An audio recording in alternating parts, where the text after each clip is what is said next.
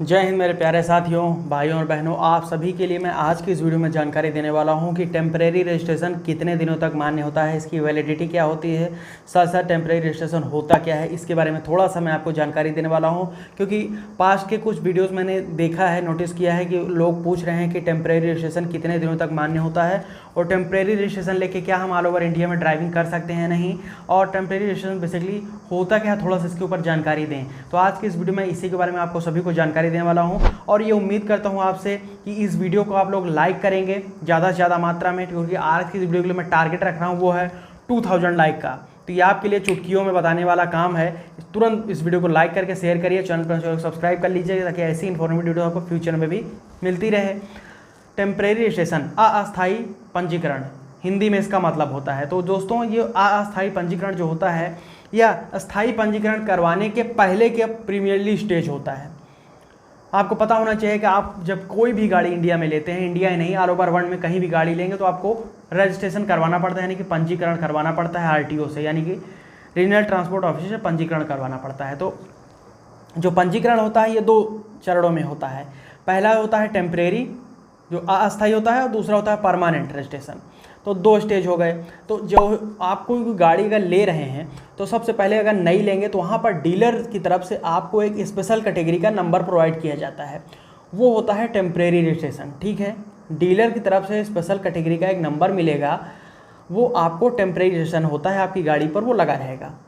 ठीक है, अब पहला तो हो गया, मैंने आपको बताया टेम्परेरी रजिस्ट्रेशन होता क्या है, कहाँ से मिलेगा। ठीक, अब दूसरा जो मैं आपको बता रहा हूँ कि ये वैलिड कितने दिनों का, जो टेम्परेरी रजिस्ट्रेशन आपको डीलर की तरफ से मिलता है जी, वो केवल 1 महीने तक मान्य होता है। Only valid for 1 month. 1 महीने के अंदर अंदर ही आपको परमानेंट रजिस्ट्रेशन अपनी गाड़ी का कराना है और आपको नंबर प्लेट लगवा लेनी है HSRP की, नया वाला जो ऑफिशियली परमानेंट रजिस्ट्रेशन होता है आरटीओ की तरफ से।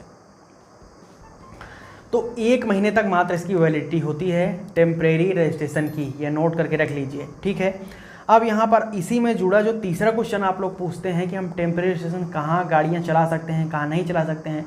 तो देखिए जी, नई गाड़ी परचेज करने पर 1 महीने तक आप कहीं पर भी अपनी व्हीकल को लेकर जा सकते हैं टेम्परेरी रजिस्ट्रेशन करवा के। लेकिन अगर गाड़ी की नंबर प्लेट खाली रहेगी या अप्लाइड फॉर्म लिखा है या ऐसा वैसा कुछ लिखवाए हैं आप, तो आप अपनी गाड़ियों को लेकर अपने राज्य से बाहर ना जाएं, या हो सकता है अपने डिस्ट्रिक्ट में जहां गाड़ी परचेज की हो वहीं पर चलाइए, बेहतर होगा। ऑल ओवर इंडिया में अगर ट्रैवल करेंगे तो चालान कटेगा। ठीक, अगर टेम्परेरी रजिस्ट्रेशन हुआ है तो आप किसी भी राज्य से रजिस्ट्रेशन करवाना चाहते हैं, वहाँ से आप गाड़ी को ले लीजिए, टेम्परेरी रजिस्ट्रेशन करवा लीजिए। जैसे कि यूपी से आपने गाड़ी को परचेज किया प्रयागराज से, इलाहाबाद से, वहाँ से स्विच करके आप कहाँ जा रहे हैं, आप पहुँच गए वहाँ पर रांची, तो आप वहाँ पर झारखंड में जाकर परमानेंट रजिस्ट्रेशन करवा सकते हैं। टेम्परेरी आपका कटा हुआ है यूपी का, लेकिन परमानेंट आपका होगा रांची झारखंड का।